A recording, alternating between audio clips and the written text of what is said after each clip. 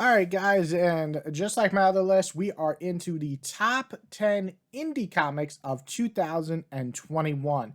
Now, this was a pretty great year for comics in general, but especially indie comics, and it really was hard to choose just 10 of them. Now, I've read so many, and some I didn't even get to, unfortunately, that I had on my list, just because there's so many to actually read and enjoy. And I'm going to get into 10 that I actually really enjoyed, and I hope you guys did too. But before we get into that, let's talk about some honorable mentions that I want to shout out. My first honorable mention is Chariot. This was a lot of fun. This was by Brian Hill, and it's basically a guy who's just kind of a petty criminal who does jobs because he has to because his child is in the hospital. And then, of course, he meets a car that can talk to him and is a woman inside a car.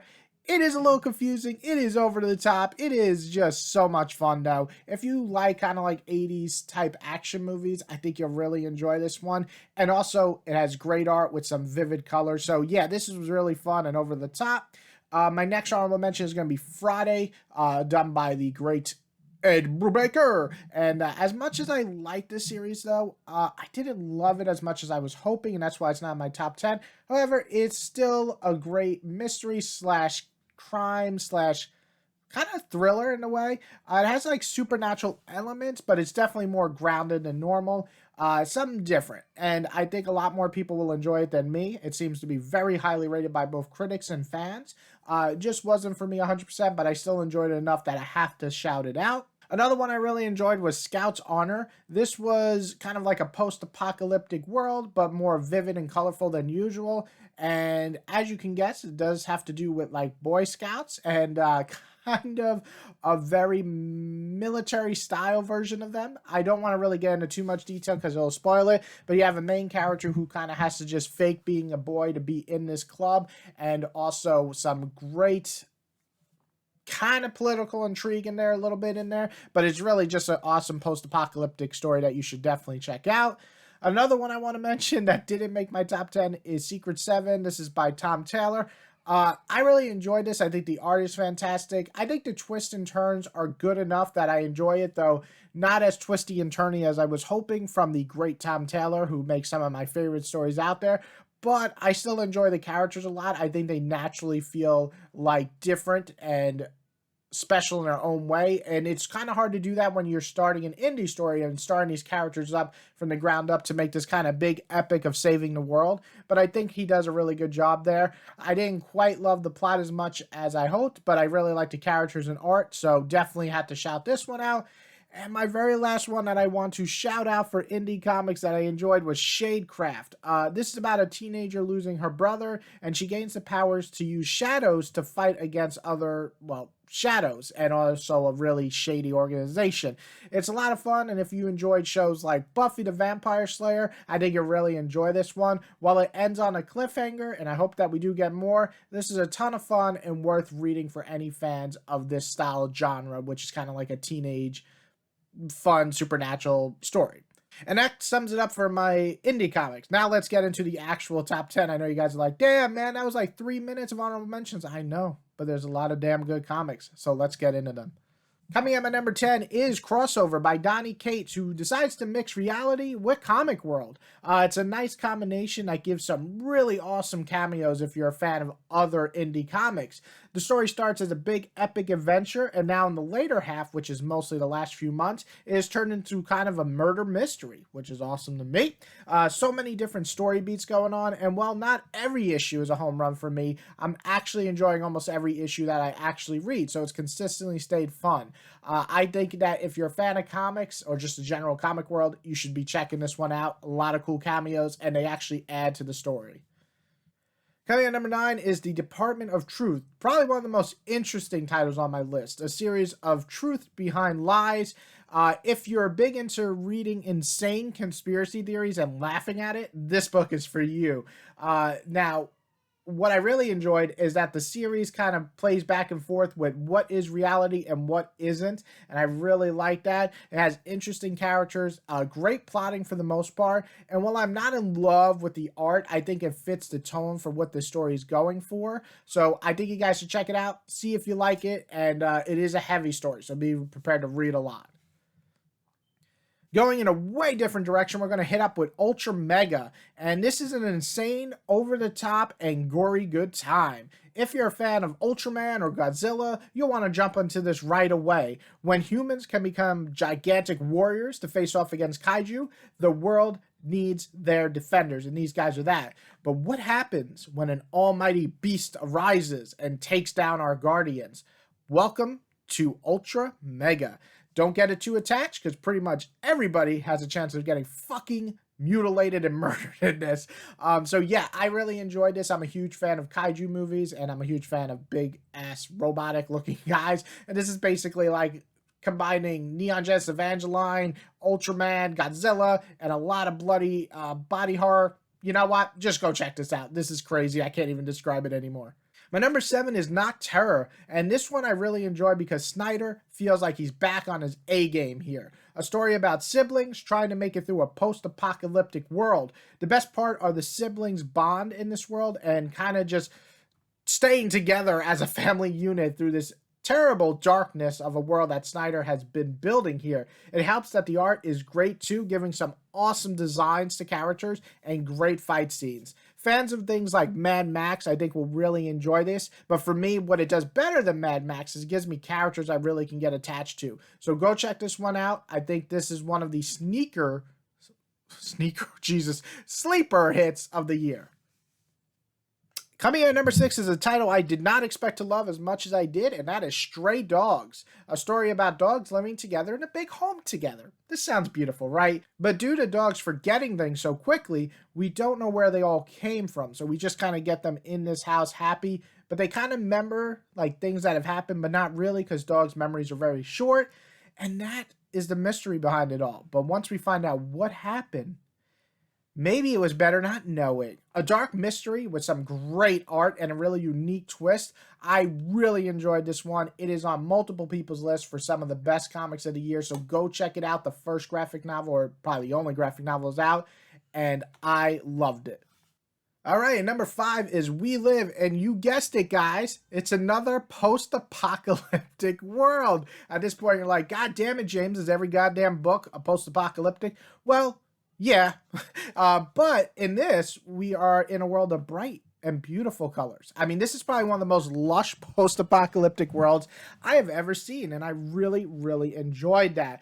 Another one where siblings definitely are relying on each other to survive, but they're definitely younger. This feels more like, if you're a fan of manga, Made in Abyss. And one thing that really works well for me is the tone is very jarring, and it actually works for this series. So for 1 second, you're looking at this beautiful world. It feels like a happy-go-lucky adventure, and then it gets to really dark and gritty depths that you just don't expect coming. It also really helps that the ending is one of the best I've seen in a long time. It actually made me more excited for the next arc, which is coming. So We Live is out. Go check it out. It's one of the best books I've read this year, just because it surprised the living shit out of me. Coming at number 4 is Radiant Black, and this is a superhero origin story, and that's pretty much it. But like Invincible, which now more people finally know because of the great TV show, go read the comic, it's just as good. We have a lot of real-world elements mixed with excellent character growth, twist, and loss, which is all great when you add them together in a story that's really compelling like Radiant Black is. It helps also that the art is great and the designs are very much Power Rangers, but that's okay because Power Rangers have been great these last few years, and the writer on this, Kyle, is the previous writer on Power Rangers. So if you enjoyed the beginning of Power Rangers series a few years ago, same writer, but this is definitely more mature series. It is great. It is worth reading. Again, this is an origin story, so be prepared for some cliche. But by the end, I think you'll really enjoy where it's going. At least I did. And now the world is expanding in 2022. Only got me more excited for it. Coming at number 3 is Something is Killing the Children. And I'm just going to talk about the first 3 completed arcs because I did not read the last few issues yet. But the first 15 issues completes the first major arc or storyline. There's more, but that's all I read. But with some of the biggest plots kind of tying up here, amazing art, and a somber ending that I really enjoy, where not everybody makes it, and the people who do, it's not always a happy ending. I really can't recommend this one enough, especially with the deluxe edition now being out, which is a big hardcover version that collects the first 15 issues. It is so worth it. It is one of my favorite comics of the year, and I think it's really what put James on the map in terms of indie comics again. I mean, he's made like Woods and all that before, but this is the comic I think is going to turn things around for him, or did, and now he's much bigger than he used to be. So check this one out if you're a fan of his detective comic runs, or Department of Truth, or another comic that might be on my list a little bit.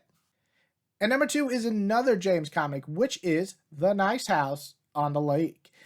This really helped by having one of the most crazy, twisted endings I've ever seen in the first issue. It completely changed the series for me and the direction I thought it was going. It goes in a complete polar opposite way, and in the best way, and it's for the better. People who barely know each other or might know each other as friends have to learn to live with each other and survive. There's a lot of heavy topics in this. So there's suicide, PTSD, depression, and so on. So if you're not ready to really read that, I understand. But if you're ready to tackle a story that hits heavy themes and has some really weird and cool art, I think you have to check this out, because each issue just keeps building up. And especially the last issue, issue 6, and the first issue are pretty much some of the greatest issues I've read all year. And my number 1 is a story that I could not believe I love so much. It is so good, and it is just simply titled Barbaric. This is the funniest, over the top, craziest comic of the year, and I loved every single moment. It also helps that the fantastic art is bloody and brutal, yet it is whimsical somehow. This is what the plot is. I'm just going to shoot it real quick. It's about a barbarian who basically used to go around just doing whatever he wants, fucking, killing, stealing. That's who he is. And then one day, these 3 witches are like, no more of that, buddy. You're going to help people who need help. If they say they need help, and you need to help them. And here, take this axe. And they give him an axe. And this axe is like, oh, what's up, man? And now they're best friends, and they have to help people. Sounds crazy, right? Weird? Oh, it is. It is all those things, but it is so freaking fun. I can't get over how many times I laughed while reading this. There would be just moments where a character's just like, how dare you cross the, blah, blah, that big speech that they go, and he would just be like, man, shut the fuck up. And the character would be like, what did you just say?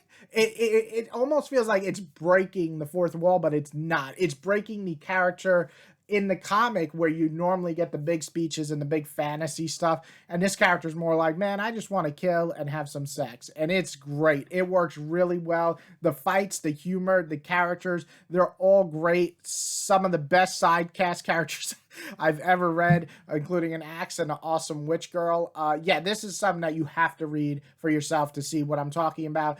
Again, it is rated R, though there's a lot of bloody battles and a lot of cursing. But if you're into that, this is the best comic of the year for me, or at least the best indie comic I read all year. And that's it, my friends. We have finished the top 10 indie comics. Now, of course, you're sitting there like, whoa, are these really indie? They're from Boom and Aftershock and blah, blah, blah, blah, blah. Yeah, to me, they're indie comics, because anything that's not the big 2 is indie comics for me. Of course, if you have a different definition, that's great for you. Anyway, these are my favorite top 10 indie comics of the year. Now, there's so many that I still want to read. So if you have your own list and you didn't hear one of those, please put them below. I might have not even heard of it, and now I want to read it. Or I might have heard of it, I just didn't get to it. Or I just didn't love it as much as you did.